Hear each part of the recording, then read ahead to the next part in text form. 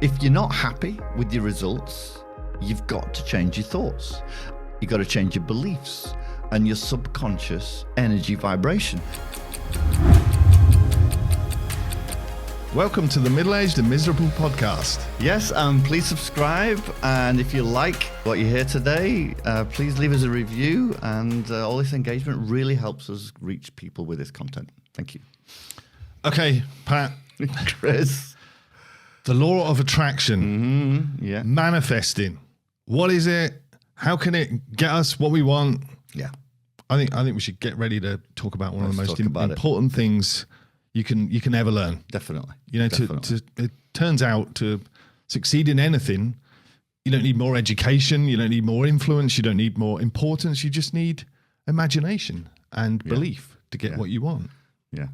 So basically, this comes from the book that was written by Napoleon Hill back in the 30s, I think, 1930s. It was Think and Grow Rich. Yeah. And it also, we first discovered it in a book called The Secret. It's called film as There's well. a film as well, yeah. And it's called The Law of Attraction, but I think these days it's more commonly known as manifesting, like social media and YouTube, which is basically attracting or manifesting what you want in your life, whether it be money or a new job or a new partner, anything.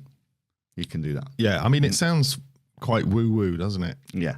But today, hopefully we can talk about it and explain it a bit better. And speaking of that, really, I think, to be honest, if you'd have brought this to me 10 years ago, I'd have told you're talking rubbish. It took through us realizing that it's actually real. It took a leap of faith, really, to kind of get on board with this kind of concept. But it is real. Yeah, definitely. Yeah. All right, let's get to it. So, energy, the law of attraction, it's about energy. So everything in our world appears to be solid, but it's actually all made of tiny atoms that are vibrating, isn't it? You nearly said atoms. It is, and it actually, I'm going to be a bit of a science geek here a little minute. It's actually smaller than the atoms themselves. It's down at the subatomic particle level, and we're into this quantum physics realm. You're talking protons, neutrons, and quarks, and it's basically the subatomic particles that are vibrating, and they are the energy fields that we're talking about. Yeah. Sorry about that. Far too much detail. So we're made up of atoms. Can we agree on that? Yes. We're made up of Absolutely, atoms. yes. Our bodies are essentially just a vibrating energy field. Yes, that's true. And all vibrating energies have frequencies. So that includes you and me. Yep. You're vibrating at a certain frequency. I'm vibrating at a certain frequency. And, you know, this is proved because you know what it's like when you meet someone and it just feels right. Something clicks, doesn't it? And you kind of get a good vibe out of it. Yeah, that's true. And that just means your frequencies are aligned. And then with other people, sometimes it just doesn't feel right. You get a bad vibe, don't you? Yeah, and we say that commonly, don't we? Yeah. I had a good feeling. I remember I saw a few houses when I bought my first house in the UK. I went to a few houses and none of them felt good. But I went in one and I don't know why, but it just felt good. Yeah, that happened to me with my house back in 2005. It just something about it felt right. Yeah. All right, so let's get into what determines the frequency at which we vibrate, and really what we're talking about here is it's basically our deep core beliefs and our thoughts in our subconscious, in our subconscious minds, and because in your conscious mind, that's where your logical thought happens. It's where your all rational thoughts are all going on there, and we're not talking about that. We're talking about your subconscious now, aren't we? Yeah, because your conscious mind might rationalize, you know, that you want something, but it's your unconscious that's running the show. Right. And so your unconscious mind, your subconscious mind is not logical. It records and stores everything. Yeah. It doesn't use reason or logic. It just stores everything as true. Yeah. And as more and more thoughts are stored as true, we form beliefs, and then these beliefs are just reinforced over time. So you end up with this collection of beliefs, thoughts, and values that form your subconscious programming. And that programming is what determines your vibration frequency. There you go. That's a good little lesson in physics right there, isn't it? Yeah. So there's probably examples like if you grow up in a house, for example, that in your home, as you grew up, there was no money in your house, and money was scarce, and everybody was frugal, and your predominant thoughts as you grow up are that you maybe don't deserve to have large amounts of money because you've never been accustomed to that, and your subconscious mind takes that as true. And subsequently, once your subconscious mind believes that to be true, it looks for evidence to reinforce that belief. And if effectively that now is a true core belief that you will have, and your vibrational frequency will be that of someone who simply won't be able to attract money to them. Yeah. And the converse is true as well. So if you grew up in a wealthy household where the expectations that you're going to go to a great college and you're going to earn millions of dollars, your predominant thoughts on a subconscious level is that you do deserve to earn, and it's natural to you that you will earn large amounts of money, and you will then naturally have that vibrational frequency of somebody who will attract money to them. Yeah, absolutely. Yeah. And you know, that's sort of the crux of the law of attraction. Mm-hmm. It sort of states that we attract the things that are vibrating at a matching frequency to us. Mm-hmm. So if we can all agree, you know, that we've already got a frequency, Yeah. Mm-hmm. then we're already attracting essentially what we feel deep down we deserve. That's it. Mm-hmm. And it's always working, and it has been working for you your entire life. Yeah. I mean, in your relationships, in the amount of money you have, your success or lack of success, your happiness or unhappiness, it's all determined by what you think you deserve, and on a subconscious level, and that's the frequency that your subconscious is emitting. Yeah. This is a bit of a side note, but I just thought, you know, you see people in the corporate world in America. Yeah. And I don't know, just some people look like leaders. Like Yeah. and some people don't. Like I see people sometimes a tall person, imposing figure, Yeah. but they're kind of hunched and they kind of meander. They kind of scrape their feet as they walk, and they wear casual clothes, you know? Or that meek kind of meek. Yeah. Kind of, yeah. They look the part, but there's something about them that's not the part. And then similarly, you see sort of young people straight out of college sometimes. They're tall, they're upright, they walk with purpose, they're smartly dressed. They just got an air of authority or a type of energy. And Yeah. I don't know, just you can guess who's going to be the most successful, can't you? Well, that's your belief, isn't it? That's just who they are and who they believe they are as a person. Yeah. That comes from their subconscious thinking. Yeah. Really. So we should talk about, you know, like this is because this is kind of tough one to swallow, a lot of this law of attraction stuff. Yeah. I mean, where does it come from? Like, okay, so I've just done all the, you know, I've changed my beliefs. So like, where's it come from? This is where the faith comes in, I think, for me particularly as well.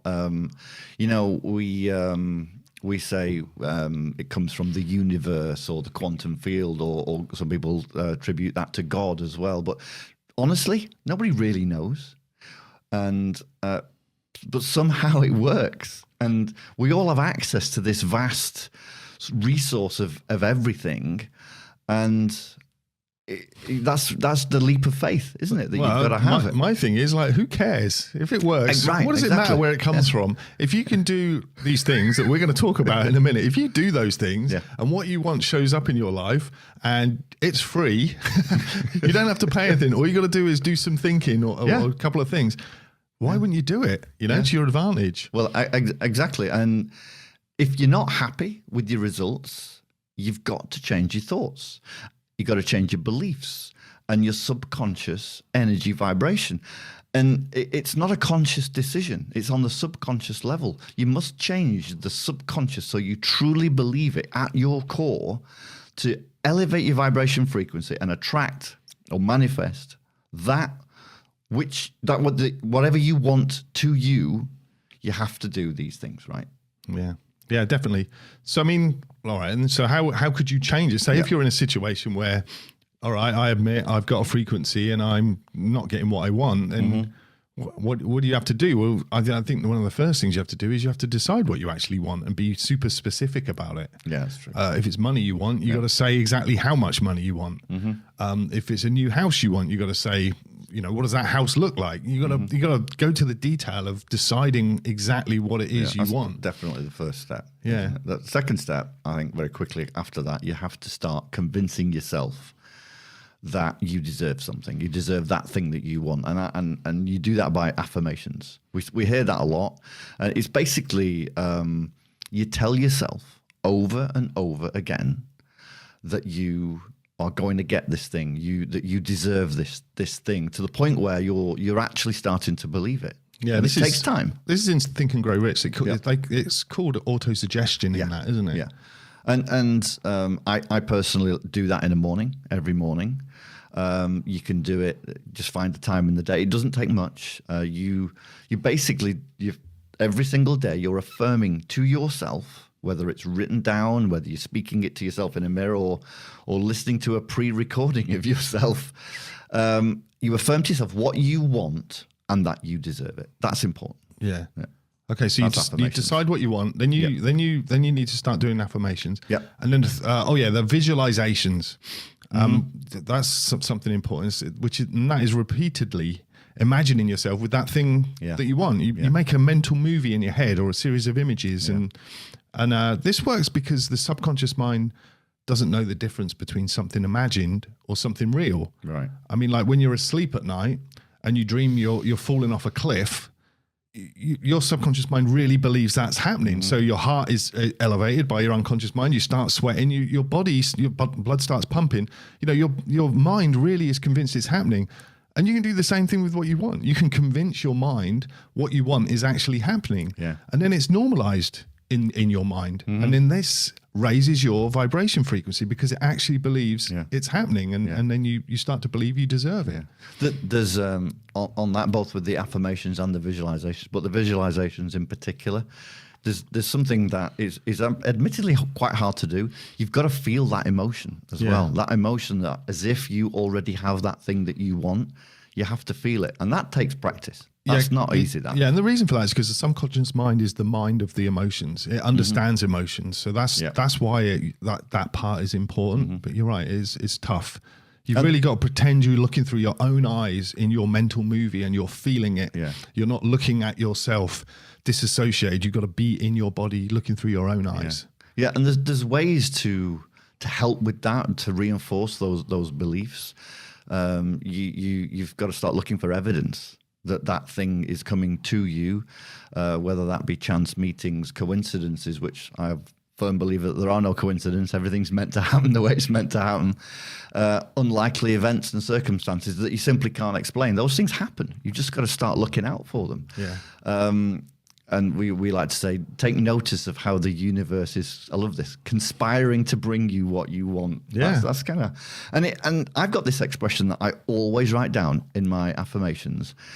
And it is, everything always works out in the best possible way for me. And I've absolutely convinced myself that that's actually true. And I've also done that. I've learned to look for evidence that supports that in my past. And it's worked. It's true. There is evidence of that. And basically we're deluding ourselves that everything happens and it's getting us what we want.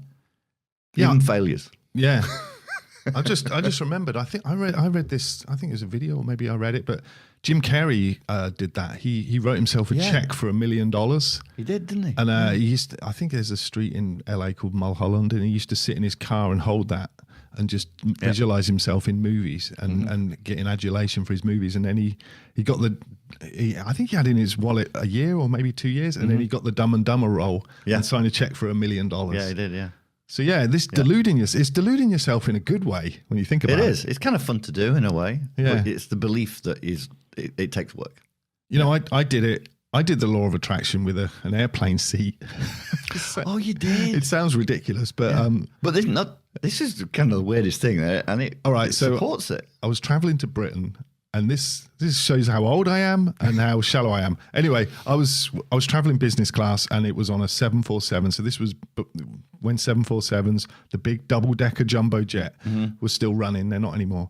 And I really wanted this one seat on the upper deck. It's just nothing better than getting a business seat on the upper deck of a 747.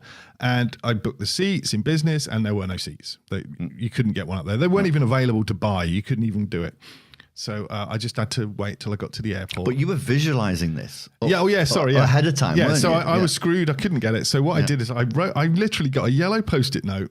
I looked on there's Seat Guru. There's a website called Seat Guru. I looked at the exact seat I wanted, because even in the upper deck, that wasn't enough for me. There's a seat in the upper deck next to a window, which has way more room than all of the others. I wanted that seat. It's 62A. I can tell you what it is, 62A. I wrote 62A on a yellow Post-it note and put it on my wardrobe. And every night and every morning, I just stared at that thing. And I'd stare at it and I'd close my eyes and I would just imagine myself just cozying myself in that seat. I would say to myself over and over again, I'm going to get that seat. Kept looking on the website, never came available. Eventually I got to the airport and I went up to the desk and there was this guy there and I said, I couldn't see it on the thing, but is it possible I could go on the upper deck? And he went, the upper deck is all full, sir. And that was it. I was like, great. So I went through and then I had some lunch and all that. And then I saw someone at the counter. You know, when you get to the gate, there's the counter. I went up and there was a lady there and I said, are there any seats upstairs? Did you say it with your best English? Yeah. Nicest English. Are there any seats upstairs on the upper deck? She went, I'm sorry. The upper deck's been full the whole time and it still is full. Yeah. I'm like, okay. And then I went away again and I was literally just sort of resigned to it. It's not going to happen. And then I thought, I'm going back to the desk one more time. Who's there? The same guy earlier. The same guy is there that I've already asked and he already told me. Yeah. And I went up to him and said, excuse me, I was just wondering if there are any seats on the upper deck. He goes, let me have a look for you.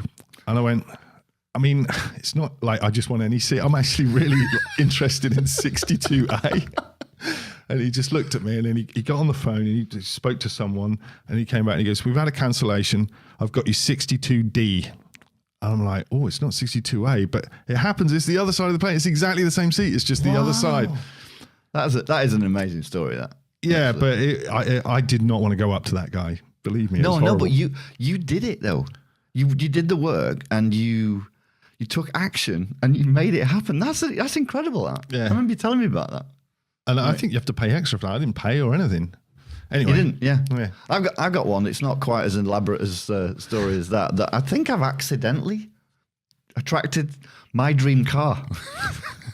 By accident? Well, not almost by accident, but by unconsciously doing it. Because ever since I was a kid, I've loved Maseratis. And I've just had this image in my head of the car I want. And I saw one years back in a car park and driving. I thought, God, one of these days I'll have one of those cars. And I thought, that's for, I'll never get it. But then over time, I've still had this picture in my head. And I was talking to somebody that they pointed out that there's one for sale down the street from where I live. And I looked it up and I realized that not only is it because for sale. No, it was one of your friend's sons. Yeah. Oh, he's his car enthusiast. Completely random. You didn't even know he liked cars. That was it. Yeah. And he told me, hey, there's one that for sale up the street. And I looked at it and I looked at the price and I thought, I could buy that. And I thought and anyway, long story short, I ended up going there. And as soon as I saw that car and I sat in it, I thought, it felt right. And in the end, I bought it. So you've been thinking about that then before? For years I've been thinking about that. Oh. And I look back now at the fact that I've still got that car and it's literally my dream car and it still is my dream car. And I'm like, I've got that car. But there definitely was a little real coincidence there. Yeah. Because I remember that kid saying that to you. Yeah, he did, yeah. You didn't even know he was into cars. And then out of the blue, he's like, you do realise that exact car you want is in that garage. Yeah. And it just happened. It was odd. Yeah. And now you look back at it and think, I did actually manifest my dream car, which is kind of nice. Yeah. Mm-hmm. You know what we haven't talked about, which well, in my example is very important. In any of this, it's super important.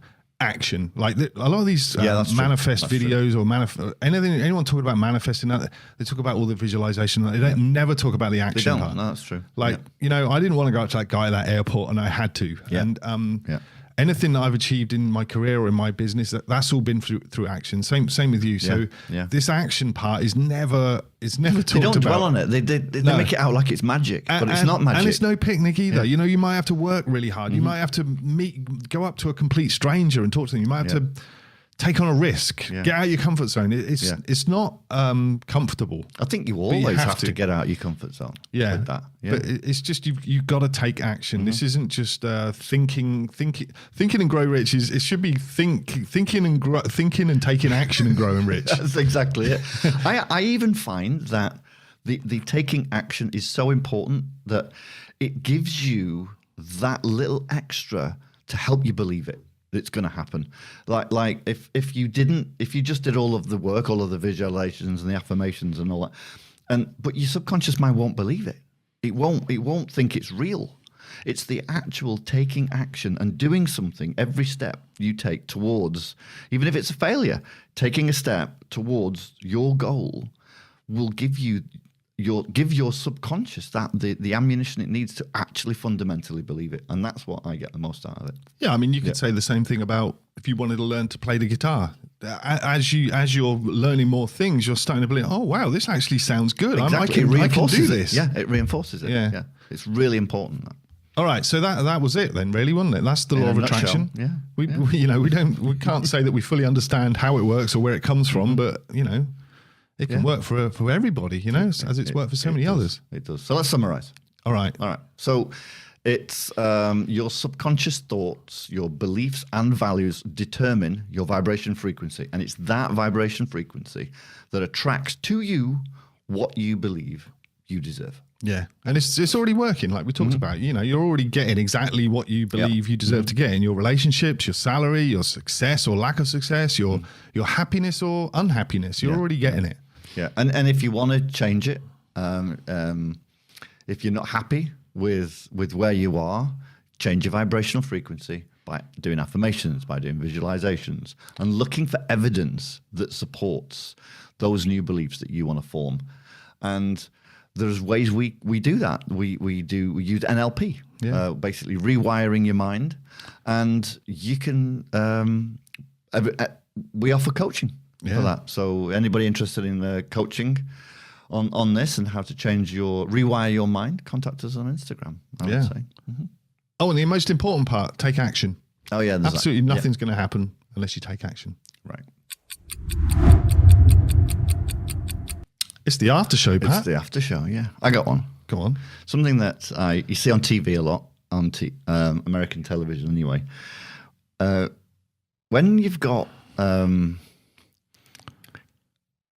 you had a paper delivery round when you were younger, didn't you? Right. Yeah. So you would take the newspapers and put them through the letterbox, which is in the front door, wouldn't you? Yeah, no. I would walk up the driveway, push open the letterbox. Sometimes it's a pull one, sometimes it's a push one.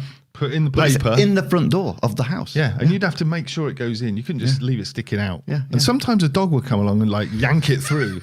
So you did that. You take the time, right? Yeah. You know what I've noticed? I mean, you see it on the television. Basically, over here, you'll have them either on their bikes or driving in the cars and just throwing the newspaper. Lob them, don't they? Sometimes they're in plastic. Over here in the Pacific Northwest, they're wrapped in plastic as well to keep them dry. But I find them on the foot of the driveway. I know. It's like, okay, well... Because I'm not used to that. I'm used to having a newspaper or whatever the flyer is that they're delivering delivered to me, landing on the whole floor by the letterbox in the comfort of your own in the comfort home. of my own. I don't want to have to go out.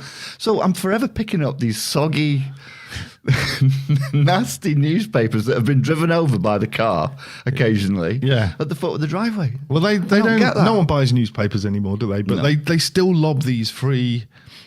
papers in the mailbox. No, I'm talking about on the driveway. These are free things that you haven't even asked for. Do you ever read it? No. I wait for it to get crossed by the car a few times and then scrape it off the driveway and throw it in the garbage. And here's another thing. Yeah.